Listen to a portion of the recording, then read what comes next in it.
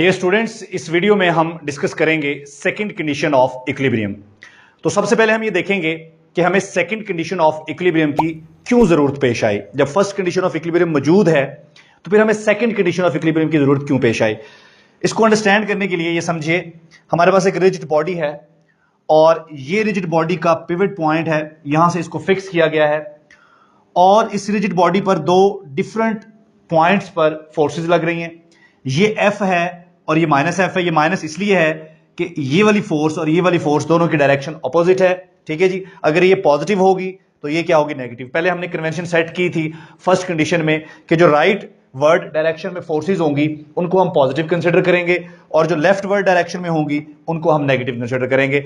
अब अगर इन दोनों का वेक्टर सम निकाला जाए तो वेक्टर सम तो इनका ये देखिए ना, F प्लस दूसरी है माइनस F। अब दोनों का मैग्नीट्यूड इक्वल है, डायरेक्शन इनकी ऑपोजिट है, तो इनका जो वेक्टर सम है वो तो जीरो आ रहा है।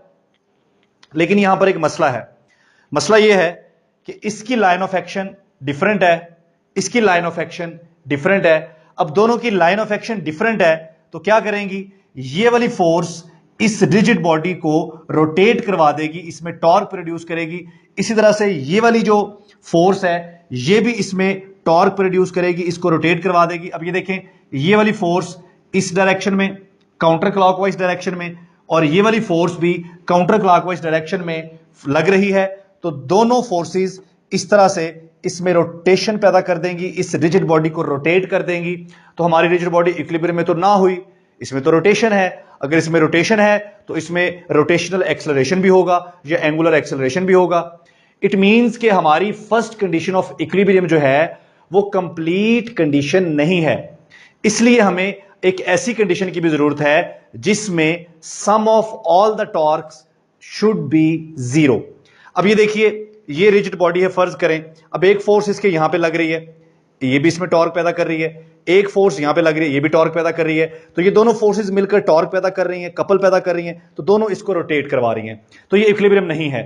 अगर हम चाहते हैं कि इसमें इक्विलिब्रियम आ जाए तो फिर हमें क्या करना होगा, हमें यहां पर जितने भी टार्क लग रहे हैं उनका सम भी जीरो चाहिए होगा। अब टार्क दो ही तरह के होते हैं, ठीक है, इसको जरा मैं घुमा के बना लेता हूं। ये देखें, यही वो रिजिड बॉडी है। अब एक फोर्स अगर मैं यहां पे लगाऊं तो ये फोर्स इस डायरेक्शन में रोटेशन पैदा करेगी, इसको रोटेट करवाएगी। ठीक है जी, तो ये होगा क्लॉकवाइज टार्क।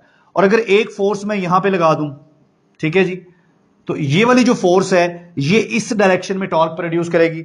ये जो डायरेक्शन है ये है काउंटर क्लॉकवाइज। ऐसे जो रोटेशन है ये काउंटर क्लॉकवाइज है और ऐसे जो रोटेशन है ये क्लॉकवाइज है। अब बाय कन्वेंशन हमने ये सपोज किया हुआ है कि जो काउंटर क्लॉकवाइज टार्क है ये वाला, ये टॉर्क पॉजिटिव होगा और क्लॉकवाइज टार्क जो है वो नेगेटिव होगा।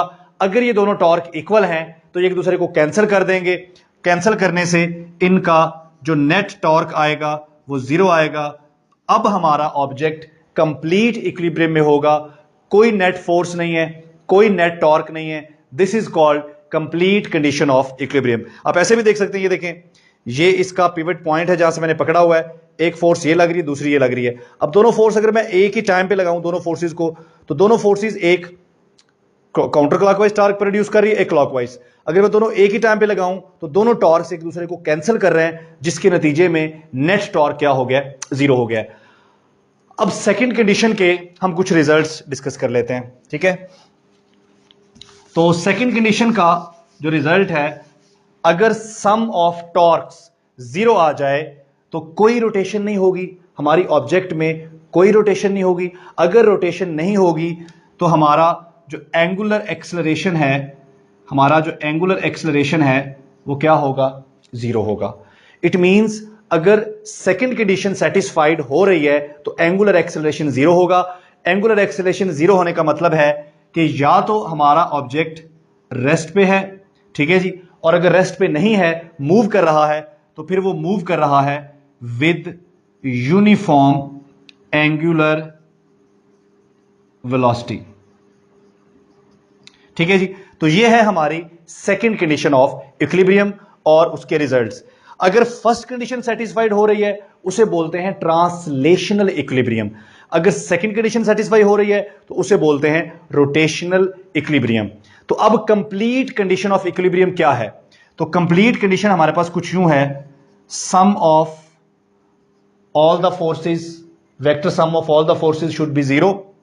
ठीक है जी, फोर्सेस का एक्स कंपोनेंट भी जीरो, फोर्सेस का वाई कंपोनेंट भी जीरो, ठीक है, और सम ऑफ टॉर्क्स भी जीरो। तो अब यह है कंप्लीट कंडीशन ऑफ इक्विलिब्रियम। ये आपसे एमसीक्यूज में भी पूछा जा सकता है कि what is complete condition of equilibrium. तो कंप्लीट कंडीशन क्या है?